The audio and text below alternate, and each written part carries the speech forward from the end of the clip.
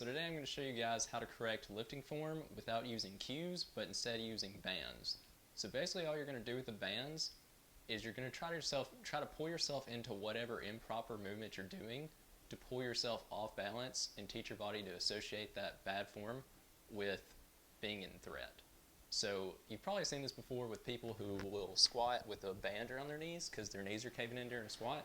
So basically all that's doing is the band's trying to pull your knees into that caved in valgus position.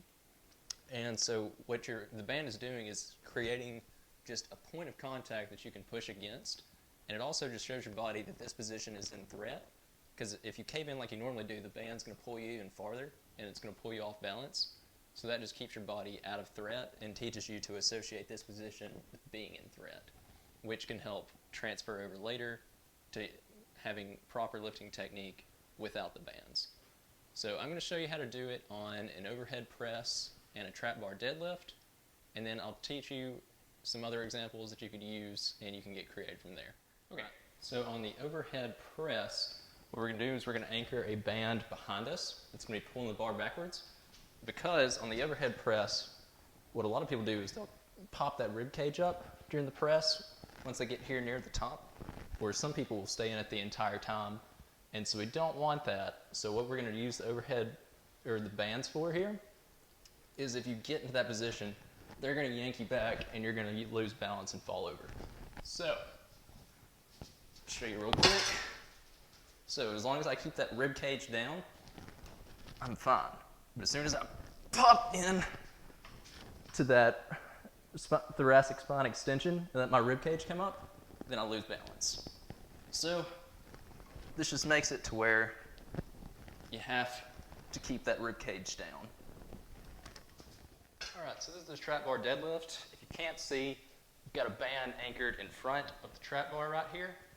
And so with this, anterior tension is going to be trying to pull the bar away from me. So I got to use my lats to lock the bar back. Because if I don't have my lats engaged, the bar is going to go forward. So a lot of people, they're good with having their lats activated here at the bottom in the setup. But as they get towards the top, they lose that tension. So this prevents that.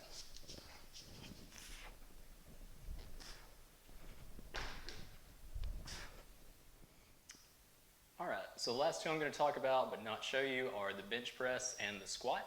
So on the bench press, there are two problems that I see, really three, that I see most often. Number one, I see people don't engage their lats. So they'll either have a good position, their lats aren't engaged, or they'll be out too wide because their lats aren't engaged. And so to fix that, we will anchor a band behind the head. So when you're laying down, this will be behind you.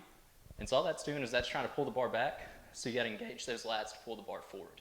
The next one I see is people's head popping up on the bench. And so to fix that, we're going to do the opposite. We're going to anchor a band near where the feet would be. And so what that's going to do is it's going to pull the bar forward. And if you pop up like that, that bar is going to keep going forward, and if it goes far enough, it'll crash down your legs or lower abs. So that'll fix both of those. If they have both of those problems, I would fix the lats first, because if you were to try and fix the head popping up first, they could just use the medial delts to pull it back, whereas if they know how to use their lats, they can screw those lats in, and if you watch my hands, screwing the lats in pulls it back. So make sure they know how to use the lats first, then make sure they keep their head down and keep all 5 points of contact second. Third thing I see is people deviating from one side to the other. And now this one is going to be easier if you have a partner rather than a band. If you do use a band, make it just pretty light tension, a little bit lighter than some of these. And so just have the band anchored to one side of the bar and pulling it that way. So for instance, you tend to shift down to your right side when you're going down. Just have the band pulling towards that right side, so you have to fight to keep it centered and keep it left of where you normally have it. And so that's the three for the bench press. And for the squat, one of the biggest things, like I already talked about the knees caving in, but another one is that a lot of people will hinge their knees or hinge their hips back instead of squatting down. And so to do that, exactly where I put my hands, put the band around here, pull the waist back, so that'll make them want to fall back if they hinge too much and don't squat. And so that's pretty much it for today. You can apply these concepts to any lift and get creative and come up with pretty much as many solutions as you can come up with. If you think of any that are cool, drop them in the comments below, and so I'll share and get better together. Thanks.